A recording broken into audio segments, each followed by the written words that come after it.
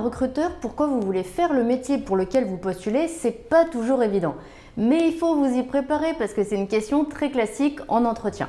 Alors, pour vous aider à exprimer votre motivation, votre intérêt pour le métier, on va regarder la réponse de Sandrine que j'ai filmée en conditions d'entretien. C'est la candidate, je suis la recruteuse. Allez, on l'écoute. Donc, madame, vous vous positionnez sur le métier de chargé de mission RH. La première question que j'ai envie de vous poser, c'est tout simplement pourquoi vous voulez et pourquoi vous êtes sûr que c'est le métier qui est fait pour vous. Alors, je veux faire ce métier tout simplement car c'est un métier qui me correspond et qui m'anime. Donc, suite à un bilan de compétences que j'ai effectué il y a maintenant un an et demi, donc j'ai choisi de me réorienter dans les ressources humaines. Donc, ce choix a été mûrement réfléchi et étudié. C'est vraiment quelque chose que j'ai pris le temps d'étudier. La troisième année de bachelor en chargé de développement des ressources humaines que j'ai intégrée à la rentrée 2022 m'a confortée complètement dans mon choix et j'ai obtenu mon diplôme haut la main. Donc, travailler dans le domaine des ressources humaines et en tant que chargée de mission RH me permettra d'exercer un métier qui est polyvalent, c'est hyper important pour moi, mais surtout un métier où l'aspect humain est central, ce qui est également essentiel pour moi. J'aime vraiment le contact avec les gens, c'est ce qui m'anime au quotidien. Il s'agit également d'un métier qui est innovant avec tout ce qui est les progrès d'intégration du digital qui sont de plus en plus nombreux dans cette fonction. Et c'est également un métier d'avenir où les opportunités d'évolution sont nombreuses, ce qui me permettra, j'en suis sûre, de m'épanouir véritablement dans ma vie professionnelle et ainsi dans ma vie personnelle. D'accord, très bien. Et du coup, si là, j'essaye de vous faire voir les choses un petit peu plus loin dans le temps et que je vous dis dans quelques années, dans 5 ans, dans 10 ans, où vous vous voyez? Je me vois dans votre entreprise qui, j'espère, me permettra justement d'évoluer et d'acquérir toujours plus de compétences. Et pourquoi pas un poste de direction dans les ressources humaines ou de responsable ressources humaines. D'accord, très bien. Je vous remercie. Merci à vous. La simulation d'entretien est terminée, place maintenant au débriefing pour analyser la réponse en détail. Autrement dit, c'est le moment où on va voir si Sandrine a bien répondu ou si au contraire certains arguments sont à améliorer. C'est parti. Donc, madame, vous vous positionnez sur le métier de chargé de mission RH. La première question que j'ai envie de vous poser, c'est tout simplement pourquoi vous voulez et pourquoi vous êtes sûr que c'est le métier qui est fait pour vous. Alors, je veux faire ce métier tout simplement car c'est un métier qui me correspond et qui m'anime. Donc, suite à un bilan de compétences que j'ai effectué il y a maintenant un an et demi, donc j'ai choisi de me réorienter dans les ressources humaines. Donc, ce choix a été mûrement réfléchi et étudié. C'est vraiment quelque chose que j'ai pris le temps d'étudier. Là, je coupe 2 secondes pour dire qu'effectivement, c'est très bien, très intéressant et très pertinent que tu marques l'évolution, la progression qu'il y a eu dans ta réflexion pour bien signifier que c'est pas un choix par hasard, c'est pas un choix sur un coup de tête, il y a eu une réflexion, il y a eu des étapes. Parce qu'il y a la réflexion, il y a le bilan de compétences pour valider justement ton projet, ton envie professionnelle. Donc ça, c'est super parce que moi, ça me met en confiance pour me dire, ouais, avec tout ça, toutes ces étapes, t'es sûr de toi. Oui, et puis c'est pas quelqu'un qui change d'avis comme de chemise et qui voilà, parce que c'est vrai qu'une reconversion ça se fait pas en 2 jours. Donc oui, effectivement, je pense que fallait la justifier. Mais tu as tout compris, d'autant plus que dans une phase de reconversion professionnelle, justement, le recruteur, il va toujours avoir envie et besoin de vérifier si tu es sûr de toi par rapport à ta reconversion. Donc, Ouais. le fait de dire que tu as fait toutes ces étapes-là, ça le rassure et clairement, ça enlève le moindre doute, quoi. Mhm. La troisième année de bachelor en chargé de développement des ressources humaines que j'ai intégrée à la rentrée 2022 m'a confortée complètement dans mon choix et j'ai obtenu mon diplôme haut la main. Donc là, encore une fois, tu ajoutes une étape et tu viens à nouveau confirmer, certifier que pour toi, il n'y a pas de doute possible. C'est vraiment la voie, le métier qui te correspond. Impeccable. Donc, travailler dans le domaine des ressources humaines et en tant que chargée de mission RH me permettra d'exercer un métier qui est polyvalent, c'est hyper important pour moi, mais surtout un métier où l'aspect humain est central, ce qui est également essentiel pour moi. J'aime vraiment le contact avec les gens, c'est ce qui m'anime au quotidien. Je coupe à ce moment-là parce que, donc au-delà du fait qu'on voit un petit peu que tu lis tes réponses, mais je sais que c'est pour notre vidéo, mais il faut faire gaffe si jamais tu es en visio. Alors c'est vrai que je l'avais dit sur une précédente vidéo, mais si jamais tu fais ton entretien en visio, clairement, là, il n'y a pas de doute, ça se voit, donc il faut faire gaffe à ça. Il faut vraiment te mettre dans les conditions d'un entretien physique classique, quoi. Et alors, je m'arrête là parce que tu utilises deux arguments, en fait. Argument de la polyvalence, argument du contact humain. Ce qu'il faut savoir, c'est que ces arguments-là, ils sont beaucoup entendus et utilisés en entretien pour plein de métiers différents. Je m'en doutais, oui. Ouais, je suis polyvalent, ça je peux te garantir que les candidats le disent énormément et j'aime le contact humain, ça aussi on l'entend énormément en entretien. Donc là, il faut que tu dises, par exemple, quand tu parles de polyvalence, quelles sont les différentes tâches que tu as identifiées, les grandes tâches que tu as identifiées dans ton futur quotidien professionnel et qui te stimulent, qui t'animent, pour reprendre les mots que tu as utilisés et qui étaient très pertinents. Et puis quand tu parles de contact humain, va au-delà, parce que le contact humain, c'est très vaste. Si je travaille dans l'aide à la personne, c'est un autre secteur, il y a du contact humain, par exemple. Moi, dans mon métier, par exemple, quand je fais de la formation, quand je suis formatrice, il y a du contact humain, et c'est pas le même métier que toi. Donc, c'est quoi pour toi le contact humain? Et en plus, tu pourras d'autant plus préciser quand tu vas évoquer ce que c'est pour toi le contact humain dans ton métier, qu'est-ce qui te plaît à ce moment-là? Est-ce que c'est accompagner une personne qui est en train de faire peut-être de passer une étape importante dans sa vie, le recrutement, parce que ça veut dire beaucoup de choses quand on obtient un poste. Est-ce que c'est autre chose? J'en sais rien, mais en tous les cas, précise ce que ça signifie pour toi. Il s'agit également d'un métier qui est innovant, avec tout ce qui est les progrès d'intégration du digital qui sont de plus en plus nombreux dans cette fonction.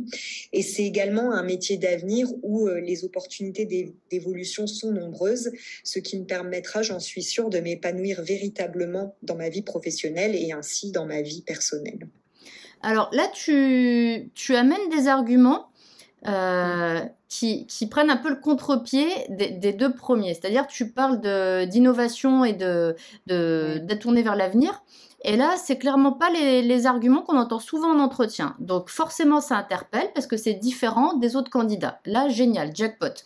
D'accord, donc c'est plutôt positif. Alors. Là, c'est positif. Alors, je t'avoue que c'est des choses qui commencent à arriver en entretien, mais ça n'a rien à voir avec, par exemple, le terme de polyvalence qui est plus qu'utilisé pour tous les métiers finalement. Là, innovation et tourner vers l'avenir pour ton secteur d'activité, c'est pas encore quelque chose qu'on entend beaucoup. Donc, c'est d'autant plus pertinent.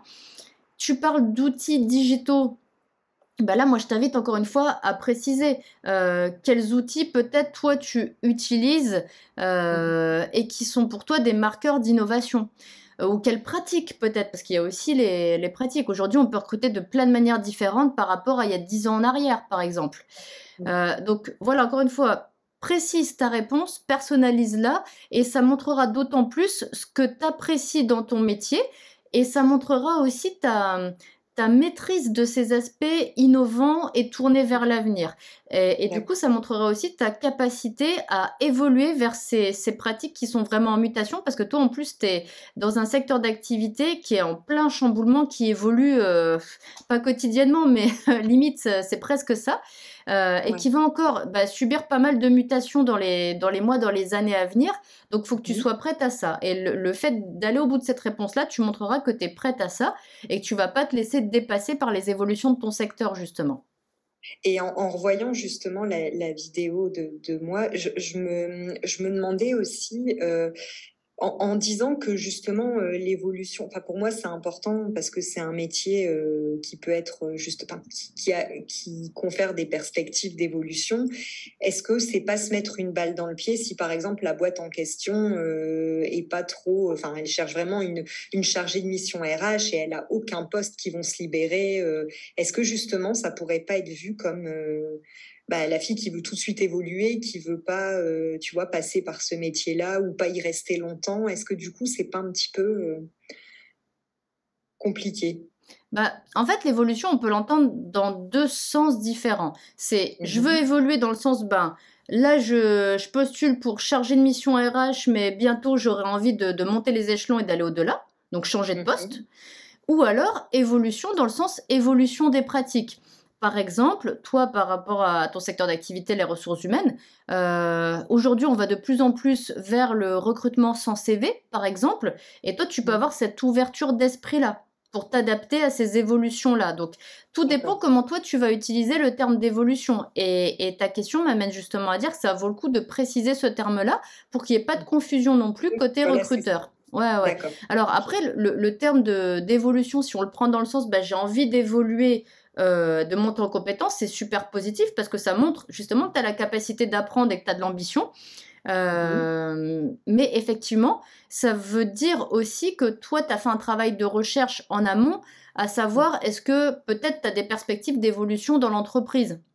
Oui. Parce que s'il n'y en a pas du tout et que tu dis que toi, c'est ce que tu veux, forcément que là, ça marque qu'il n'y a pas de correspondance entre tes attentes et ce que peut t'apporter l'entreprise. Donc effectivement, il faudrait faire gaffe aussi à ça. D'accord, ok. D'accord, très bien. Et du coup, si là, j'essaye de vous faire voir les choses un petit peu plus loin dans le temps et que je vous dis dans quelques années, dans 5 ans, dans 10 ans, où vous vous voyez?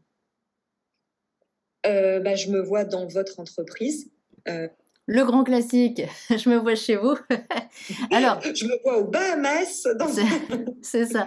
Alors, là, clairement, effectivement, c'est marrant parce que j'avais oublié que je t'avais demandé ça. Et cette question, elle rebondit complètement sur ce que tu m'as demandé juste avant. Donc ça me fait dire encore une fois que il faut toujours préciser ce qu'on dit pour pas laisser de place au doute. Parce que là, je te demande où tu te vois plus tard. Et du coup, moi, mon questionnement, c'est, mais finalement, est-ce que tu seras toujours à ce poste-là plus tard? Est-ce que tu veux vraiment y rester? Parce que si moi, je cherche quelqu'un sur la durée, est-ce que c'est toi, cette personne sur la durée, ou est-ce que finalement, tu n'auras pas envie d'autre chose rapidement? Donc, c'est ça que ça dissimule un petit peu derrière. Maintenant, c'est vrai que c'est pas facile de répondre à cette question-là sans tomber dans une réponse assez classique. Parce que forcément, ouais, c'est ça, forcément, tu vas pas me dire, bah, je me vois chez la concurrence, bien évidemment. Donc là, pour faire évoluer un peu ta réponse et te démarquer, encore une fois, même si tu te vois toujours, par exemple, dans mon entreprise, l'idée, ce serait de prolonger un peu en disant pourquoi tu t'y vois dans 5 ans. Parce que déjà, pour exploiter pleinement un métier et prendre vraiment ses marques, s'installer pleinement dans une entreprise, ça prend un petit peu de temps. Peut-être que tu as repéré dans mon entreprise des choses qui t'intéressent, dans la culture d'entreprise, dans les pratiques que je peux avoir.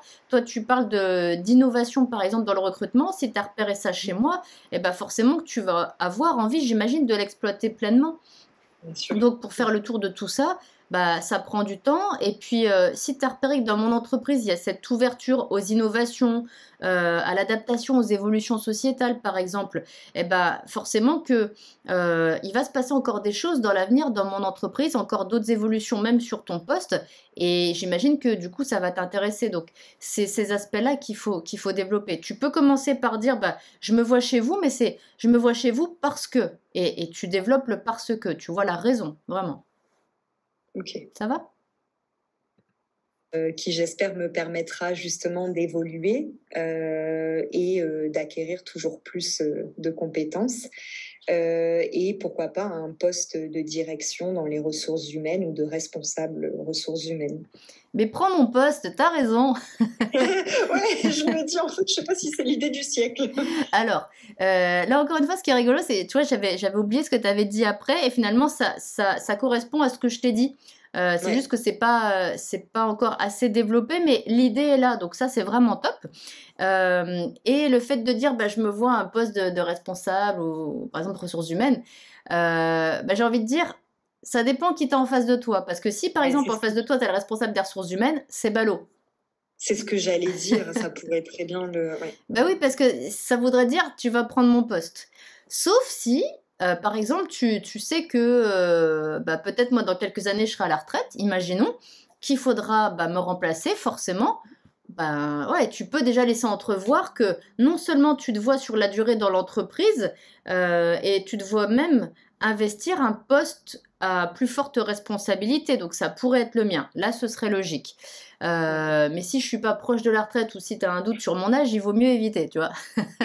Donc, c'est ça. Donc, tu peux.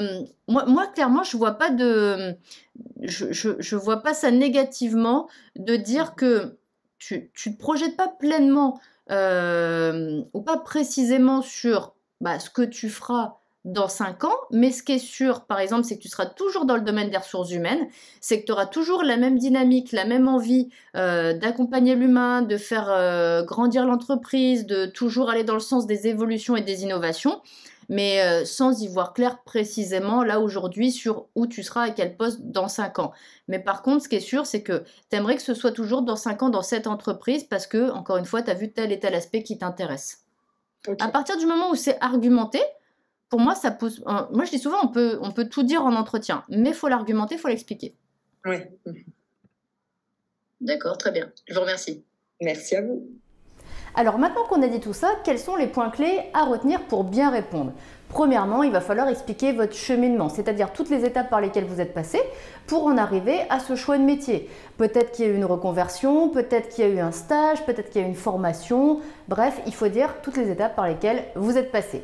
Deuxièmement, il va falloir dire ce qui vous attire dans le métier. Ça peut être les missions, ça peut être les valeurs, ça peut être les conditions de travail.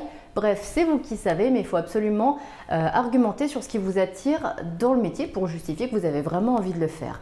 Et puis troisièmement, il faut expliquer comment vous vous projetez sur le poste, comment vous vous imaginez votre travail, comment vous vous imaginez votre quotidien. Ça, c'est vraiment à court terme. Et puis à moyen terme, comment vous vous voyez? Est-ce que vous vous voyez toujours dans le même secteur d'activité? Est-ce que vous vous voyez toujours au même poste? Ou est-ce que vous vous voyez à un autre poste mais qui est en lien direct avec le métier pour lequel vous postulez aujourd'hui, ce qui marquerait une réelle cohérence dans votre choix et dans votre projet professionnel. Voilà, vous savez tout. Donc maintenant, je vous laisse travailler et préparer tous vos arguments. Si vous avez des questions, vous me les laissez juste en dessous en commentaire comme d'habitude. Et moi, je vous dis à très bientôt dans une prochaine vidéo.